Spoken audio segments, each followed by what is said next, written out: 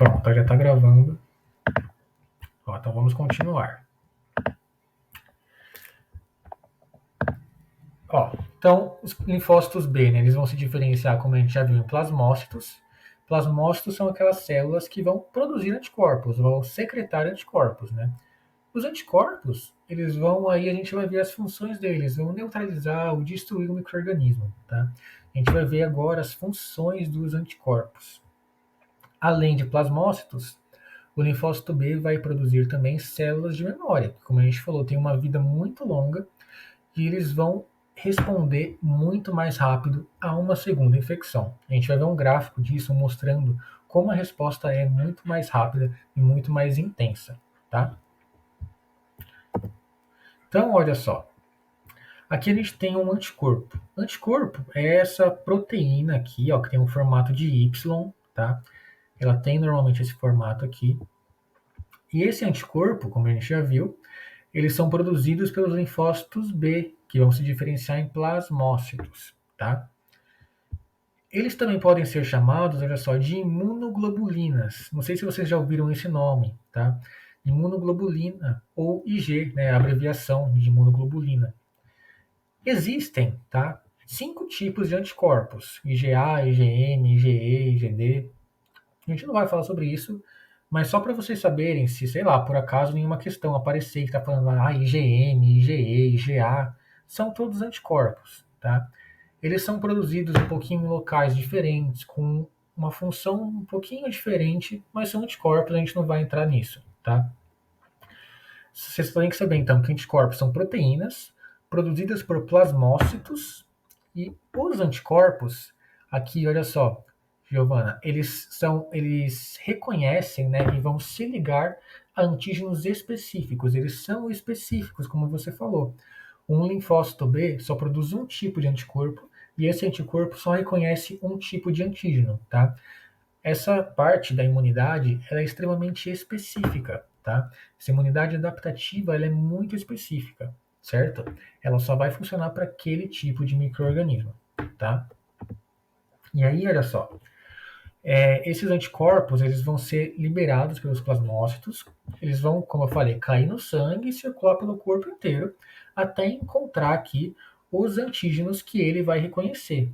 Quando ele encontrar aqui o micro-organismo que tem esses antígenos, ele, ó, aqui o anticorpo em formato de Y, ele se liga no antígeno, que está aqui esse triângulo, e aí ele vai desempenhar algumas funções que a gente vai ver, tá? A gente chama essa ligação aqui de interação antígeno-anticorpo. É quando o antígeno e o anticorpo estão ligados, e aí vai causar alguma função, tá? A gente vai ver aqui 5 possíveis funções. Então, só uma olhadinha rápida para você ter uma noção de como um anticorpo funciona, tá? Porque o anticorpo, ele não vai chegar lá e vai matar o micro-organismo simplesmente, tá? Quem é que vai matar o micro-organismo quando entrar em contato com ele? É o linfócito T citotóxico, que a gente já estudou. O anticorpo, não. O anticorpo vai se ligar no antígeno e vai ter alguma dessas 5 funções que a gente já vai ver, tá? Olha só. A primeira função que a gente vai ver é a de neutralização. A neutralização, ela vai poder acontecer aqui, olha só, nesse caso, por exemplo, das toxinas. Então você tem uma bactéria que produz uma toxina, né, que é um veneno. Esse veneno, ele vai ser um antígeno. E meus linfócitos B vão reconhecer o antígeno e produzir anticorpos contra esse antígeno, contra essa toxina, tá? E aí, olha só o que vai acontecer. O antígeno, né, a toxina, é a bolinha vermelha.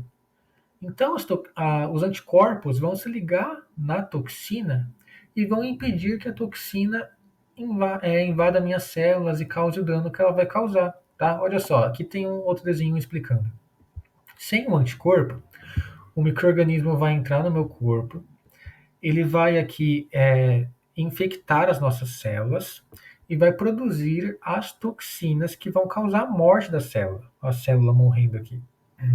Quando eu tenho um anticorpo, esse anticorpo ele vai poder se ligar na bactéria, impedindo que ela entre, ou então vai se ligar na toxina, que é esse quadradinho aqui, olha só, e impede que a toxina destrua a minha célula.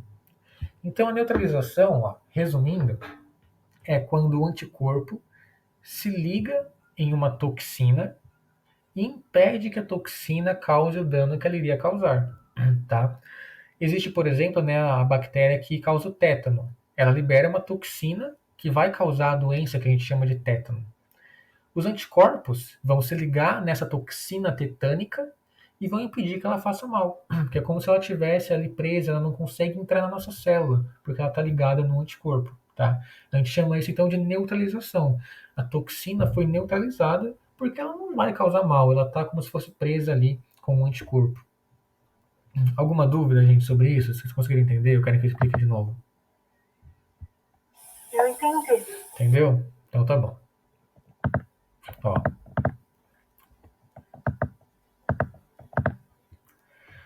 A nossa próxima função dos anticorpos é o que a gente chama de opsonização. Opsonização, né, é um nome meio estranho, mas é muito simples. Opsonização significa, né, os anticorpos estão ligados em volta do microorganismo. Então eles vão ficar ali todos ao redor do microorganismo, assim, enchendo a superfície do microorganismo de anticorpo, tá? Todos vão ficar ligados, como está representado aqui no desenho. Então os anticorpos, eles ficam aqui circundando o microorganismo, tá? E por que é importante a opsonização? O que ela vai fazer? Tá? O anticorpo não vai matar o microorganismo só porque ligou nele. Mas aí é que tá, olha só que legal. Vamos supor que essa bactéria que está aqui, olha só, ela resiste à fagocitose. Ela não é fagocitada, porque ela evoluiu para proteger da fagocitose. Só que agora que os meus anticorpos se ligaram nela, o meu macrófago, por exemplo, ele consegue reconhecer o anticorpo que está ligado na bactéria e fazer a fagocitose, tá?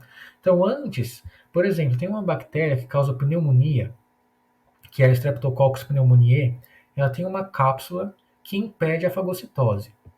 Só que se eu tenho anticorpos que vão se ligar a essa bactéria, as minhas células que fazem fagocitose vão conseguir reconhecer o anticorpo e aí elas vão fazer a fagocitose, tá?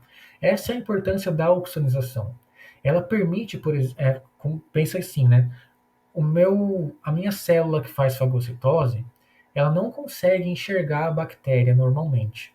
Só que quando ela está opsonizada, quando ela está cheia de anticorpos em volta dela, a minha célula fagocítica consegue enxergar e consegue fagocitar essa bactéria, destruindo ela. Tranquilo, gente? Nossa, muito legal essa parte, né? É bastante interessante, né? É tão, sei lá, tão demais, né? Parece que qualquer coisa de filme. Sim. Ó, próxima função dos anticorpos. E pensa, né? Vai pensando aí, Giovanni Brenda, que isso aqui, tipo, não é só uma coisa que tá na aula, tá? Você tomou vacina da Covid? Sim. Sim. Então você produziu anticorpos. E seus anticorpos vão fazer isso se você entrar em contato com o vírus, tá? É uma coisa que está acontecendo no nosso corpo a todo momento, quando você entra em contato com uma bactéria, um fungo, um vírus, né? A gente não pode esquecer que isso aqui não é só para uma prova, sabe? É a nossa vida que está aqui. Nosso corpo funciona assim. E vai acontecer até a gente morrer, nossos anticorpos agindo dessa forma. Então isso é Eu muito. acho que essa parte é mais legal. Ver que é muito complexo você fala, nossa, meu corpo tá fazendo legal. Uhum. É muito legal, eu também acho, né? Não é à toa que eu estudo isso. Olha lá, a próxima que a gente tem, essa aqui é um pouquinho complicada, tá? Vou passar só rapidinho por ela. Ela tem esse nome grandão, citotoxicidade celular dependente de anticorpo. Ó, de um modo bem simplificado, eu tenho aqui essa minha célula. Vamos supor que essa célula está infectada, tá? Ou vamos supor que essa célula também é uma célula cancerígena, que lembra que células tumorais, né? Elas também vão ser estranhas, elas também vão ter antígenos e, consequentemente, a gente vai produzir anticorpos contra as células tumorais, tá? Esses anticorpos vão se ligar ou na célula tumoral ou na célula que está infectada. Vamos supor que, por exemplo, por um vírus, né? Lembra que vírus infecta as células e fica aqui dentro se multiplicando. Então, você tem uma célula tumoral ou uma célula infectada por vírus, Um tipo de anticorpo, ó o nome aqui, lembra que eu falei que tem vários, né? Mas não vamos focar nisso não. Um tipo de anticorpo se liga nessa célula. É como uma opsonização. Só que quando ele se liga aqui, outro tipo de célula vai se ligar no anticorpo. Não vai ser uma célula que faz fagocitose. Vai ser essa célula que a gente chama de célula NK. Tá? A célula NK eu não falei porque não é um assunto que a gente ensina no ensino médio. Tá? Célula NK ela é chamada de célula natural killer. Ou, traduzindo, apesar de não ser tão comum traduzir, ela é chamada de célula assassina natural, a natural killer. Ela tem esse nome porque ela mata nossas células muito facilmente. Ela libera substância química e mata, tá? Ela é uma assassina profissional, como falam os livros. E ela mata a nossa célula, tá? A nossa célula com câncer, a nossa célula infectada. Ela não vai matar a bactéria, ou o vírus, ou o fungo. Ela vai causar a morte da nossa célula, tá? Como está aqui no desenho, ó. Essa célula está morta. A célula NK libera substância química que mata a nossa célula. Por quê? Porque ela pode ser uma célula cancerígena ou porque ela pode estar infectada. Se a gente lembrar que o vírus só vive dentro da célula, se a célula NK mata a célula infectada, ela consequentemente acaba se livrando do vírus também. Então isso aqui ela acaba matando nossas próprias células para tentar parar a infecção ou tentar parar o tumor que está se desenvolvendo. Tranquilo, gente? Mas nesse caso deve ter pouco dessa célula, né? Porque senão ia sair do controle. Ela é muito bem regulada, sabe? Você lembra do MHC que a gente falou? Né, lembra? Acho que não. Então, o MHC a gente falou bem rapidinho. Elas são proteínas que ficam na superfície da célula que vão dar ali um reconhecimento, tá? Eu falei do MHC quando a gente falou de transplante. O MHC, ele determina se a célula é nossa. É assim que nossas células percebem, essa célula é minha, essa célula não é, através dessa proteína chamada MHC. A célula NK reconhece os MHCs. Então, ela vai se ligar em dois MHCs, né, em duas proteínas. Se ela se liga nas duas, ok, então ela não vai fazer nada. Se por acaso essa célula está infectada ou ela é uma célula cancerígena, ela não vai ter os dois, ela só vai ter um. E aí a célula NK vai se ligar só em um e vai causar a morte. Então, através dessa ligação com as proteínas, é que ela vai determinar se ela vai causar a morte da célula ou não. Mas, como você falou, tem que ser muito bem controlado, porque senão, imagina, ia causar a morte de tudo. Ela podia nos matar, né? Mas isso é muito bem regulado. Entendi. Tá? Ó, próxima função dos anticorpos é a lise. Lembra que lise é romper a membrana, tá? Estourar a membrana da célula. Aqui vai entrar outra coisinha que a gente não falou ainda, que a gente chama de complemento, tá? Então, olha só, quando eu tenho um anticorpo, o anticorpo ele vai se ligar ao antígeno, tá vendo? Ó, o antígeno está aqui em amarelo. O anticorpo está aqui, ó o Y em roxo, tá? O anticorpo se ligou no antígeno e aí no anticorpo vão se ligar proteínas do complemento. O complemento, então, é esse conjunto de proteínas que vai complementar o sistema imune, tá? Eles vão ter umas funções ali muito complexas que a gente também não fala para o ensino médio, tá? Mas uma das funções nesse caso é causar a lise, vai estourar a célula. O que que ela vai fazer, ó? Essas proteínas vão formar um poro na membrana e por esse poro vai entrar água na célula. E pensa com uma bexiga. Começa a entrar água na célula até que a célula estoura, tá? Então causa lise, causa esse estouro da célula. Então a célula tem um antígeno, tá? A bactéria tem um antígeno, o anticorpo se liga no antígeno. As proteínas do complemento se ligam no anticorpo e vão fazer essa célula estourar, tá? Causa então a morte dessa bactéria, desse fungo. Tranquilo, gente? Tranquilo. Ó, a última função agora dos anticorpos é aqui aumentar a inflamação. Então, de novo, ó, a bactéria está aqui, o anticorpo se liga na bactéria, e aí essas proteínas do complemento vão se ligar no anticorpo. E elas vão aumentar a inflamação, e vão aumentar a atividade dos plasmócitos, fazendo eles secretarem mais anticorpos, tá? Então ele vai fazer essa ajuda, vai aumentar a inflamação, vai aumentar a produção de anticorpos, tá? Então essa é a importância do sistema complemento.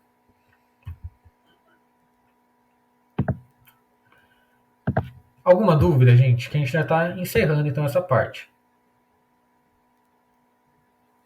Pra mim tá sossegado. Olha só, essa tabelinha está mostrando a comparação dos tipos de imunidade que a gente tem. Ó, a imunidade inata, como eu falei para vocês, é aquela que a gente já nasce com ela, tá? Então está aqui no chat, ó, a imunidade inata, ela é formada pelas barreiras químicas e físicas, ela contém a fagocitose e a inflamação, tá? Ela não é específica, por isso que está um X aqui. Por que ela não é específica? Porque, por exemplo, pensa na minha pele, esse é o exemplo mais fácil que tem. A minha pele não diferencia se tem uma bactéria, um vírus ou um fungo querendo invadir. Ela simplesmente vai proteger de tudo. Ela não é específica. Só que ela é muito rápida. Por quê? Porque ela está aqui. Eu não tenho que produzir pele. Minha pele está aqui. As minhas substâncias químicas estão aqui. Minhas células que fazem fagocitose já estão lá. Então ela é muito rápida, ela é imediata. Certo? Só que ela não tem memória. As células de memória só vêm dos linfócitos e não produzem anticorpos, tá? Olha só, agora a imunidade celular e humoral, elas fazem parte da imunidade adaptativa. A gente falou na última aula a diferença das duas, né? Então a imunidade adaptativa, ela é formada por linfócitos T e B. Linfócito T é aquele que vai fazer a imunidade celular. Ele vai chegar na célula e vai liberar substância química que vai matar aquela célula de bactéria, vai matar aquele fungo, vai matar aquele vírus. É a imunidade celular. Ela é específica, porque a gente viu que o linfócito T, ele reconhece o antígeno e vai matar somente quem possui aquele antígeno. Só que demora, tá? Ela não é rápida, porque eu vou ter que produzir o linfócito T citotóxico para isso. Só que eu tenho memória, porque eu tenho o linfócito T citotóxico, o linfócito T auxiliar e o linfócito de memória. Então eu vou me recordar disso numa infecção futura. Só que o linfócito T, lembra, não produz anticorpo. Agora a imunidade humoral é feita por linfócitos B. Lembra que eu falei que humor no passado significava líquidos corporais como sangue, tá? Como o anticorpo é liberado no sangue, então ele faz parte da imunidade humoral. Ela também é específica, porque o linfócito B reconhece um antígeno específico, produz um anticorpo específico para aquele antígeno, tá? Só que demora para produzir plasmócito, demora para produzir anticorpo, certo? Só que ela tem memória, isso é uma vantagem, porque numa próxima infecção eu vou responder muito mais rápido a essa bactéria ou a esse fungo que está me invadindo. E os linfócitos B produzem anticorpos que vão ter as funções que a gente acabou de falar. Alguma dúvida aqui, gente? Não. Não? Isso aqui é importante, tá? Saber diferenciar qual que é específica, qual que tem memória, tá? Não é tão difícil se você entender direitinho como que é cada uma das imunidades, certo? Agora, olha só, nosso último slide aqui é um esqueminha para vocês revisarem, tá? Então, resposta imune humoral, resposta aqui mediada por células ou celular, tá? Então, vocês podem dar uma olhadinha depois para revisar isso. Agora, a gente tem aqui que falar sobre as vacinas. Vocês, ó, gente, vocês não vão ter outra aula. Vocês querem que a gente continue ou vocês querem dar uma pausa? Pode continuar. Pode? Então tá bom. Ó. Então tá bom, vamos lá. Deixa eu compartilhar com vocês aqui.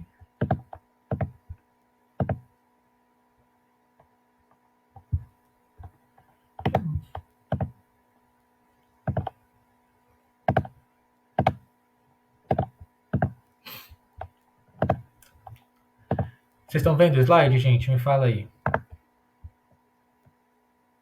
Dá pra ver sim. Então tá bom. Olha lá. Agora a gente vai entrar aqui em uma outra parte da imunologia. Não é exatamente como o nosso sistema imune funciona, mas como estudando ele, a gente consegue fazer alguns avanços na ciência para nos proteger, tá?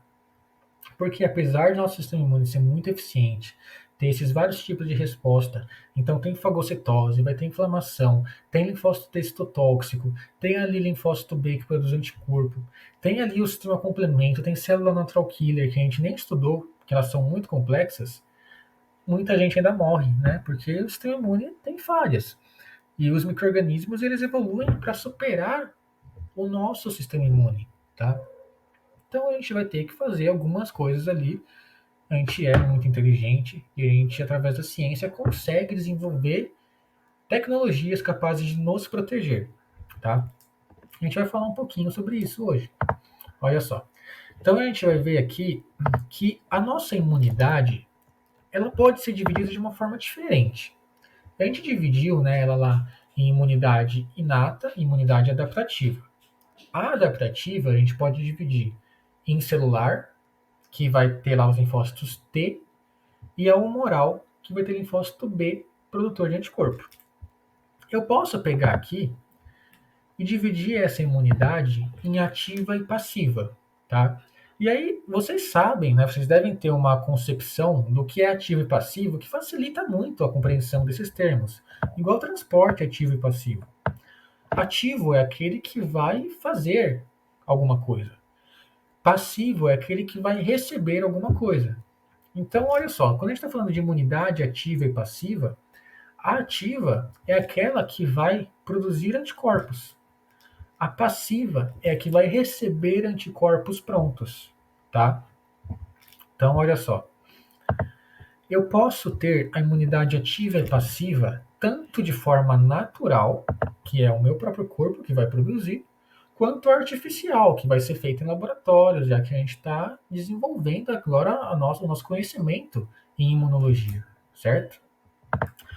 Eu vou ter aqui como imunidade ativa natural as infecções, que a gente acabou de estudar. Se eu entrar em contato com um micro-organismo, meu corpo vai produzir anticorpos contra ele. E isso é algo natural, tá? A imunidade passiva natural é aquela que eu vou receber anticorpos prontos também de maneira natural, como através do aleitamento materno, quando o bebê ali é novinho ainda, e da placenta, tá? Então a mãe transfere para o bebê anticorpos e células de defesa também, transfere linfócitos B através da placenta e através do leite materno. Por isso que é extremamente importante a amamentação, porque tem muitos anticorpos, tem muitos linfócitos T de defesa que vão nos proteger quando a gente é bebê, tá? Agora, a imunidade artificial é aquela que a gente faz em laboratório.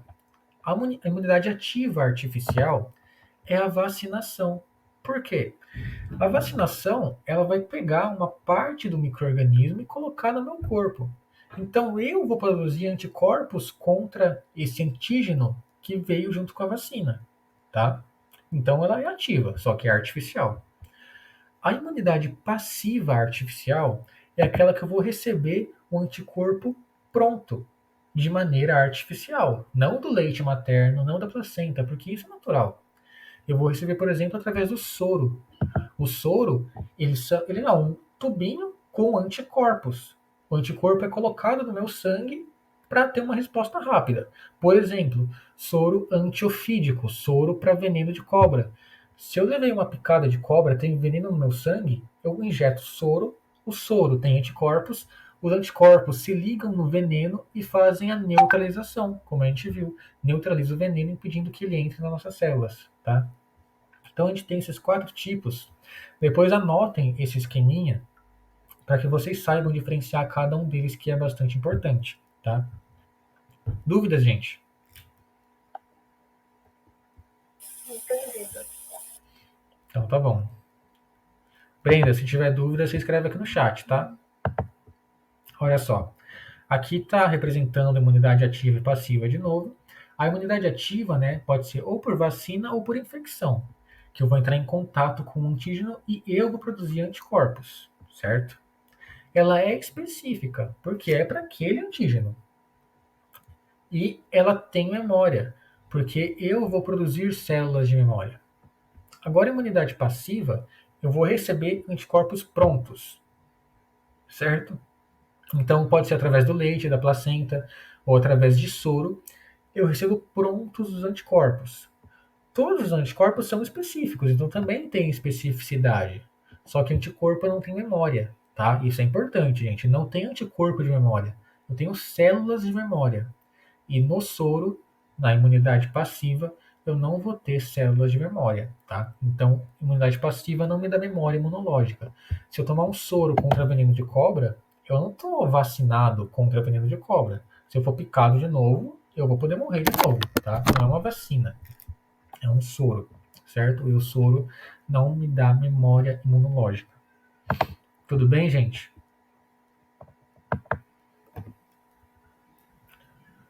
Ó, agora eu tenho um videozinho para mostrar para vocês de como surgiram as vacinas, tá? É muito interessante, ele conta uma história de como foi isso e eu vou colocar aqui para vocês, tá?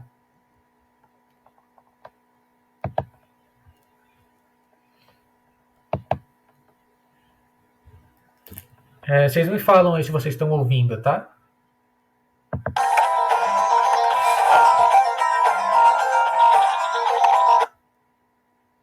Eu tô ouvindo, mas Cara, jovem, olha isso daqui. Não entendi o que você falou. tá, eu tô ouvindo, mas parece que tá pausado, sabe? Eu não tava com a música. Calma aí, deixa eu...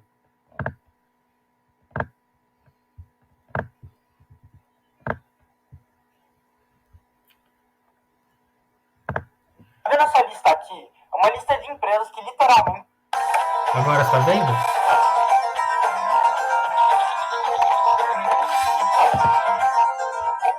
Sejam bem-vindos ao Nerdologia de História. Meu nome é Felipe Figueiredo, formado em História, colunista, podcaster, youtuber e professor. Entenda a relação entre sua expectativa de vida, um imperador chinês e uma vaquinha inglesa nesse Nerdologia sobre a história das vacinas. Lucas, Pandemias e vacinas Oi. costumam ser um assunto para o Atila. mas Talvez vários. muda seu microfone, senão fica dando eco. Ah, tá bom. Obrigada. Nerdologia sobre esses assuntos.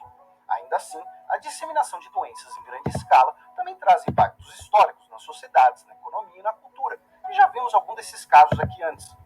Os registros escritos mais antigos de humanos agindo ativamente para criar imunidade contra uma doença são do século XVI, na China, contra a varíola. Restos de feridas causadas pela doença eram secos ao sol e aspirados pelas pessoas, uma prática chamada de variolação. Após isso, elas costumavam desenvolver sintomas moderados da doença, mas agora tinham um organismo pronto para combater o vírus.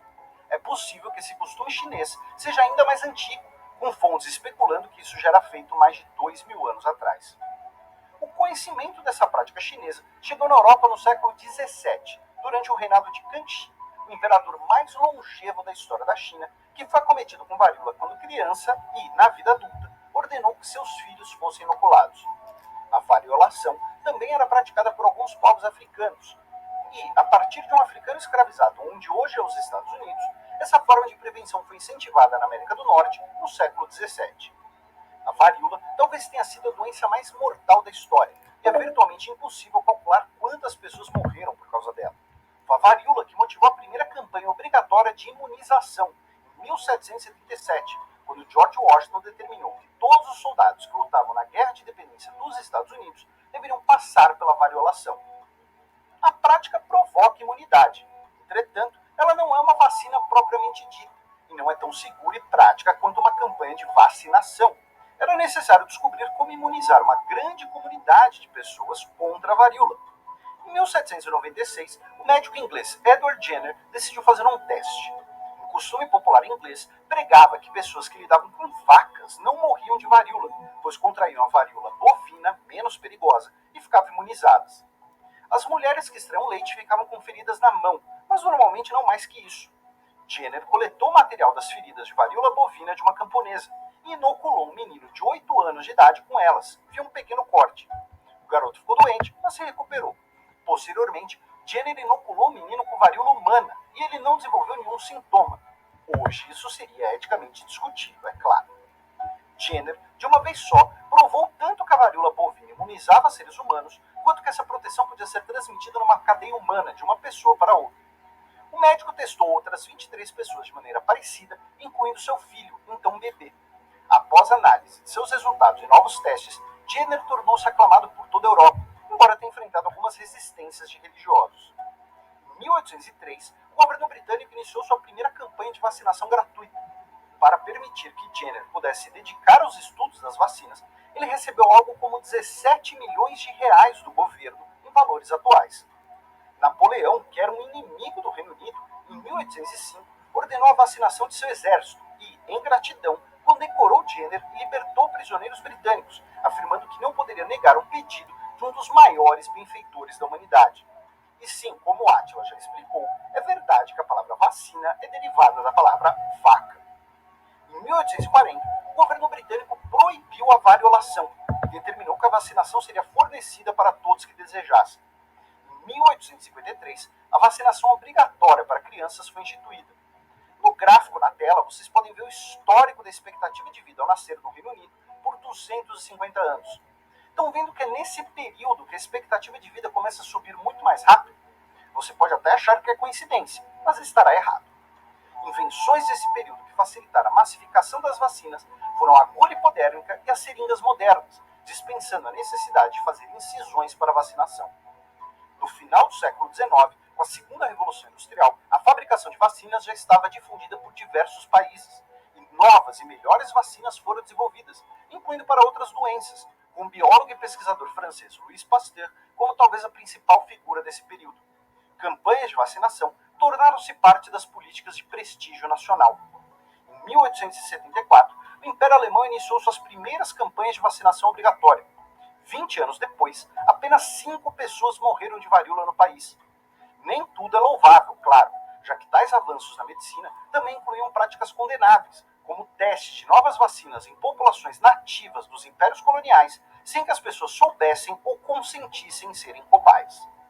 Como comentamos no Nerdologia sobre a gripe espanhola, a segunda revolução industrial trouxe inovações tecnológicas, mais comércio, maior fluxo de pessoas pelo mundo. Consequentemente, mais doenças sendo levadas de um lado para o outro. Vírus e bactérias não respeitam fronteiras nacionais. A cooperação internacional tornou-se necessária. A varíola, por exemplo, mesmo com grandes campanhas de vacinação em alguns países, ainda existia, especialmente em regiões mais pobres, e continuava matando. Para ser mais preciso, em menos de 80 anos, no século XX, cerca de 300 milhões de pessoas morreram de varíola. Com a criação de diversos organismos internacionais após a Segunda Guerra Mundial, a erradicação da varíola começou a ser executada em escala mundial. Mesmo durante a Guerra Fria, um período de tensão, a União Soviética e os Estados Unidos cooperaram para eliminar a doença, já que a saúde é mais importante. Em 1958, o virologista soviético Viktor Zhdanov propôs uma resolução na Organização Mundial de Saúde para a erradicação da varíola. Em 1966, foi formada a Unidade de Erradicação da Varíola, sob a liderança do médico Donald Henderson dos Estados Unidos e utilizando a metodologia do epidemiologista Karel Haska, da então Tchecoslováquia. Inicialmente, as duas superpotências que forneciam o pessoal médico e as vacinas, mas também cediam a tecnologia para que os países de desenvolvimento pudessem fabricar seus próprios insumos.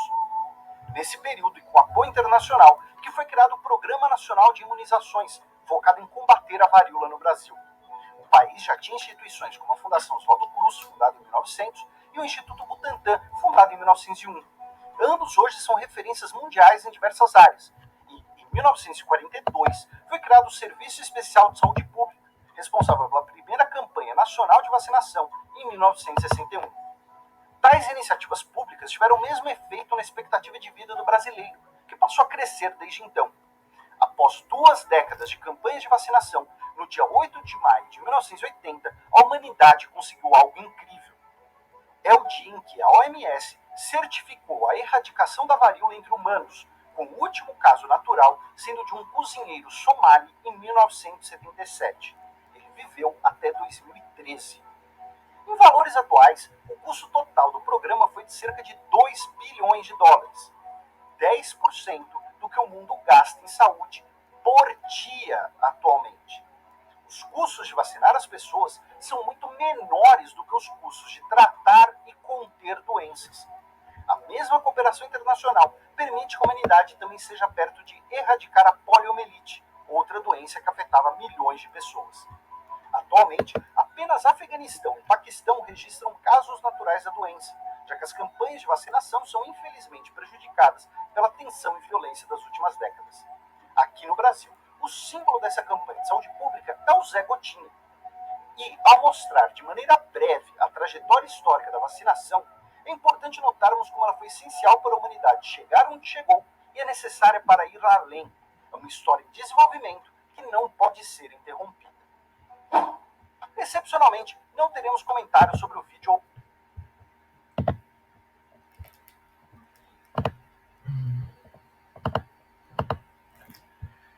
Gostaram, gente? Vocês gostaram? Gostei, explica bem. É bem legalzinho, né? Ele mostra então que a varíola, né, é uma doença que matou muitas pessoas e ela não existe mais por conta das vacinas. Mostrando que as vacinas são extremamente importantes e elas conseguem proteger a humanidade de muitos dos problemas que a gente pode enfrentar, tá? Eu tinha mais algumas coisinhas para falar, só que já está dando 1 hora. Vocês querem estender mais 10 minutinhos ou vocês querem deixar para depois? Por mim, pode sim, né? Aí já finaliza essa parte. Pode ser? Tá. Eu vou ter que mandar outro link lá no grupo, que vai fechar em 3 minutos essa chamada. Vocês entram rapidinho pra gente continuar, então? Eu lembro, sim. Tá bom. Então já vou enviar lá, tá?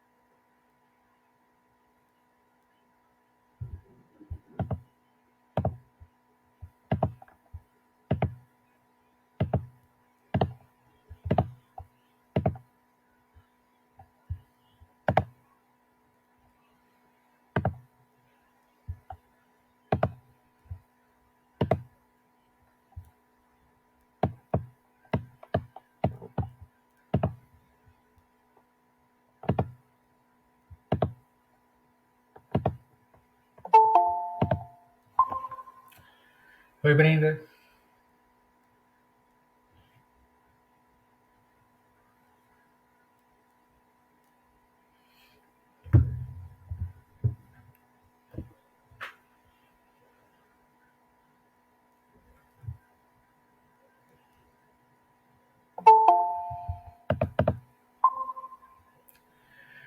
Oi, Giovana. Então, ó, vamos lá, gente. Só pra gente terminar rapidinho essa parte. Essa tabelinha aqui é muito importante. Ela mostra como a vacina é eficaz, tá? Então, a gente tem uma série de doenças aqui no canto, que difteria, sarampo, cachumba, a poliomielite, né, que causa lá paralisia infantil, hepatite B, tétano. A gente mostra aqui, ó, número máximo de casos que era atingido no passado, tá? Então aqui 206 mil mortes em 1921, casos de paralisia infantil, mais de 20 mil em 1952, tá? E aqui mostrando em 2014, que era o mais recente, quando esse livro foi lançado. Então, difteria, 0 casos, tá? Paralisia infantil, aqui, olha só, em 60 anos, né, passou de 20 mil casos por ano de paralisia infantil para 0, por conta da vacinação, tá? Então, vacinar as crianças e vacinar os adultos também, que precisam de vacinação, dependendo da quantidade de reforços, é essencial para a vida, né? Quando a gente está vacinando as crianças, a gente está salvando a vida delas. 20 mil crianças por ano não desenvolvem paralisia infantil porque tomaram vacina para isso. 200 mil crianças por ano não morrem de difteria porque tomaram vacina para isso, tá? Então a vacinação ela não é brincadeira, ela não é coisinha para a gente discutir, eu acho que vacina funciona, eu acho que não funciona.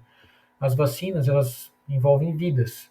E quando a gente está envolvendo vidas, a gente não tem que discutir. A gente tem que ver o que funciona, o que não funciona e ponto final. Não importa se a gente concorda ou não concorda com isso. Não importa se fulano falou isso, falou aquilo, tá? As vacinas salvam vidas. E elas são muito importantes para a humanidade. A gente não pode deixar de vacinar nossos filhos, a gente não pode deixar de se vacinar, porque isso vai impactar globalmente todas as pessoas, tá? Muitas doenças que estavam contidas, tinham pouquíssimos casos por ano, como o sarampo, elas estão voltando cada vez mais fortes, porque as pessoas param de se vacinar e a doença volta a causar doença, tá? Ela volta a causar efeito na população. A gente acha, eu não vejo ninguém mais morrendo de poliomielite, né, paralisia infantil. Então eu vou parar de dar vacina para isso. Não, porque se você parar, ela vai voltar. E as crianças vão ter paralisia infantil.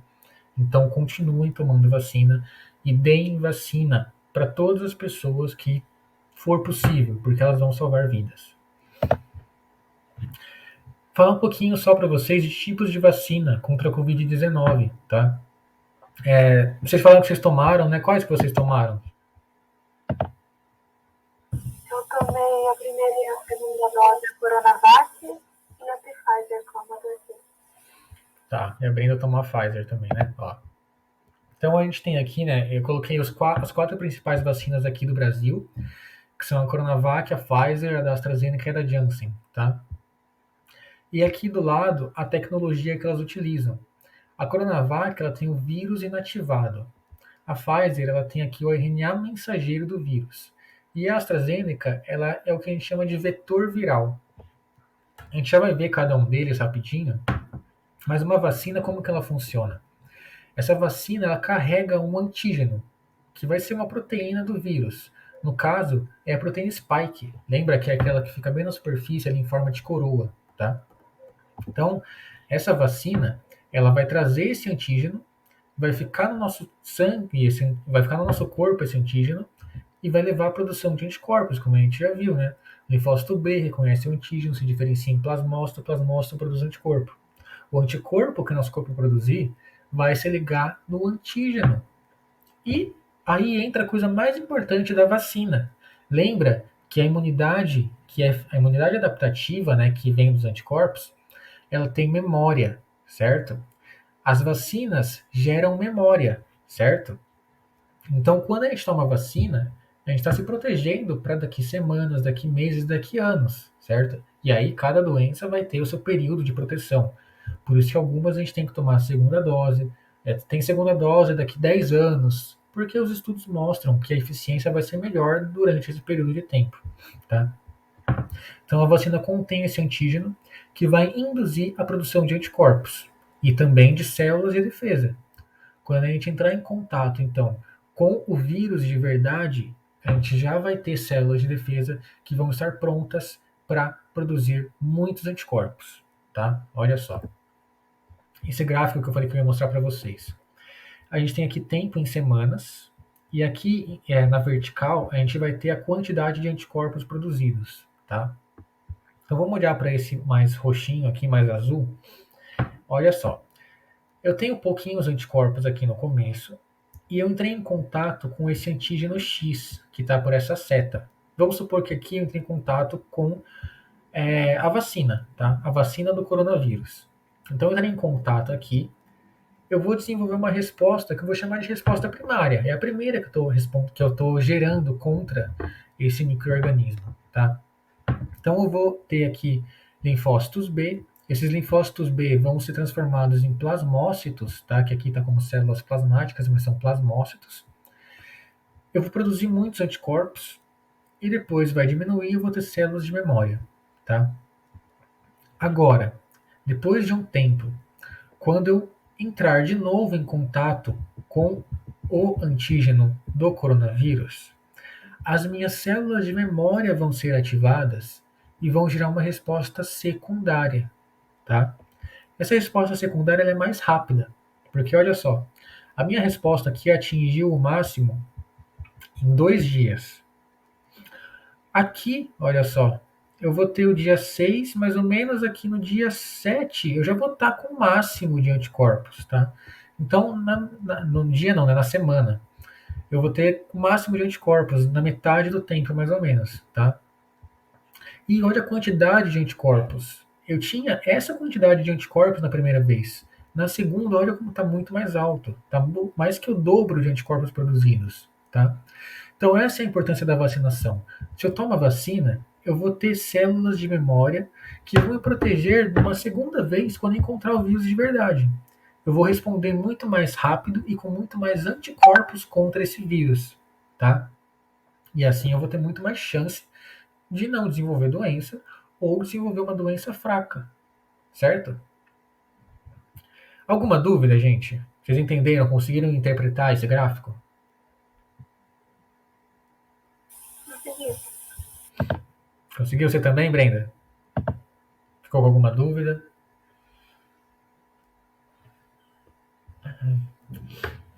Ó, então tá bom. Esse gráfico também mostra aqui essa parte mais em verdinho, que ela está mostrando um outro antígeno, tá? Isso aqui só está mostrando que se eu tomei a vacina para COVID, eu vou gerar uma resposta secundária para a COVID-19. Só que se junto com o vírus da COVID eu entrar em contato com uma bactéria que causa pneumonia pela primeira vez, essa vai ser uma resposta primária para a bactéria que causa pneumonia, tá? Lembra que é tudo específico. Para o COVID, pode ser a segunda vez. Vai ser bem mais forte. Só que para outra bactéria vai ser a primeira, tá? Então a gente tem que lembrar que o nosso anticorpo é específico. Se eu estou falando da COVID, não adianta eu querer pensar em outra bactéria como que vai ser a produção de anticorpos. É só para a COVID, é só para o coronavírus, tá? Na primeira vez, uma resposta mais fraca, na segunda, muito mais forte. E é por isso que a vacina nos protege. Como que a gente vai ter os mecanismos de vacina? Ó, a Coronavac, que é produzida pelo Butantan e pela Sinovac, ela tem o vírus inativado. Então eu tenho aqui um vírus vivo, bonitinho, pronto para me infectar, só que eu vou expor ele a substâncias químicas, ou a uma temperatura bastante alta, ou a radiação. E isso vai fazer com que o vírus fique inativado.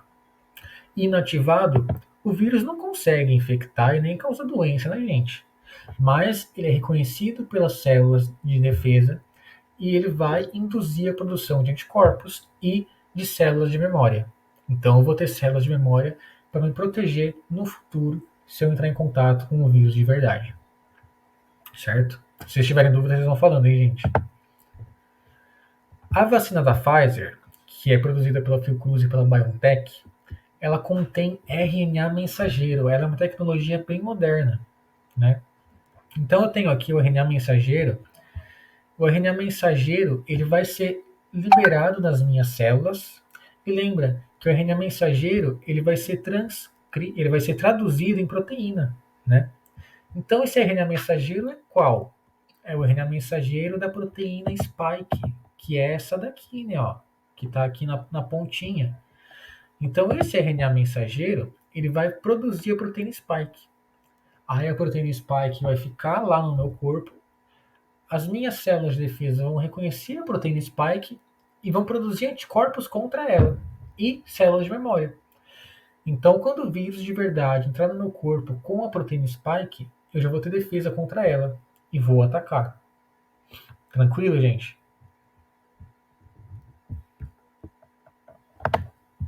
Olha só. A vacina aqui, tanto a da Janssen, né, que é da Johnson Johnson, quanto a da AstraZeneca, que é de Oxford, ela tem uma tecnologia mais diferente. Ela é um vetor viral não replicante, tá? Mas é bem simples. Basicamente é o quê? Aqui eu tenho o vírus que causa a Covid-19. Eu pego o material genético dele e vou fazer aqui alterações para produzir ali a proteína spike, certo? Eu vou pegar um outro vírus que eu vou chamar de vetor viral. Então, no caso da vacina da AstraZeneca, que é a que eu tomei também, ela usa um vírus de chimpanzé, que infecta chimpanzé. Eles modificam esse vírus, e aí o vírus fica com esse nome aqui, ó, vetor viral ChAd-Oxum, tá? Esse vetor viral recebe o gene da proteína spike. Então eu tenho aqui, ó, um vírus, que é o vírus do chimpanzé modificado. Ele não causa doença em mim, Só que esse vírus contém o material genético do coronavírus. Quando entrar no meu corpo, esse vírus vai conter as proteínas do coronavírus. E ele vai então ser reconhecido como se fosse o coronavírus, só que na verdade não é. É um vetor viral. É um outro vírus que foi modificado para se parecer com o coronavírus. Eu vou gerar uma resposta contra esse vírus que eu acho que é o coronavírus e vou ficar imune ao coronavírus de verdade. Porque quando ele entrar em contato comigo, eu vou saber reconhecer e atacar. Conseguiram entender, gente? Querem fazer alguma pergunta? Entendi. Entendeu? Essa parte é mais complicada, mas É um pouquinho mais complicado, né? Só que ele é bem interessante, né? Porque ele vai colocar ali, ele vai gerar uma resposta que é um pouco mais parecida com o que acontece de verdade. É muito legal, né? É bastante. E aí eles fazendo os testes, né? Eles vão descobrindo que isso pode ter uma maior eficiência. Tanto que a AstraZeneca, por exemplo, ela tem mais eficácia do que a da Coronavac, né? Que é o vírus inativado, simplesmente. Então eles fazem esses testes, esses diferentes tipos de vacina, para tentar gerar diferentes tipos de resposta, sabe? E aí a gente vai aprendendo muito também, né? Porque a gente não sabe tudo sobre como essas vacinas funcionam, assim, no sentido de quanto tempo vai durar a proteção, se ela vai produzir só anticorpo, vai ter linfócito T citotóxico, sabe? A gente sabe que elas funcionam, que elas são seguras, só que a gente não sabe direito quanto tempo dura, como que é essa resposta que elas geram. E aí é muito interessante que a gente aprende muita coisa também, né? Além de a maior importância de todas, que é proteger as pessoas e diminuir muito os casos de morte e de internação também, né? Última coisa para a gente falar, e vocês já estão dispensados, falar o que é imunidade coletiva ou imunidade de rebanho. Isso é muito importante, gente. A vacinação, ela é um pacto coletivo. Acho que vocês já devem ter ouvido falar essa expressão, né? Eu, por exemplo, eu fui vacinado contra a Covid-19. Então eu sou esse menininho aqui, ó. Eu tenho aqui, eu tô protegido contra a Covid-19, certo? Só que existem pessoas que não podem ser vacinadas, tá? Existem pessoas que vão ter, por exemplo, doenças autoimunes, pessoas que têm AIDS e elas não podem ser vacinadas porque elas estão ali com o sistema imune enfraquecido. Dependendo da vacina, gestantes não podem receber a vacina. Então essas pessoas, elas ficam expostas ao vírus, elas não podem ser vacinadas, tá? Só que elas não ficam desprotegidas. Por quê? Se todo mundo que está ao redor delas, se a comunidade está protegida, está vacinada, essas pessoas que não podem se vacinar também ficam protegidas. Porque lembra que o vírus ele tem que ser transmitido.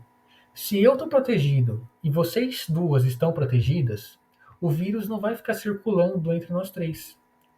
Se chegar uma pessoa que não pode tomar vacina, ela vai estar protegida, porque nós três não temos o vírus circulando. Consequentemente, a gente protege essa quarta pessoa que não pode tomar vacina, tá? Então aqui no caso, ó, a menininha aqui e essa outra menina maior, elas não podem se vacinar. Só que como todos ao redor dela estão protegidas, elas também ficam. Por isso a gente chama imunidade coletiva, imunidade de rebanho.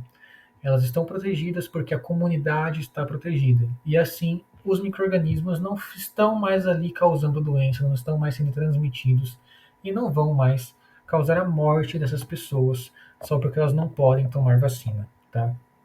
Isso é uma coisa muito bonita e que mostra que a vacina ela ajuda todas as pessoas, tá? Quando a gente se vacina, a gente não está só protegendo a nós mesmos, mas a todos que estão ao nosso redor e que não podem se vacinar. Acabamos, gente. Vocês têm alguma dúvida? Querem perguntar alguma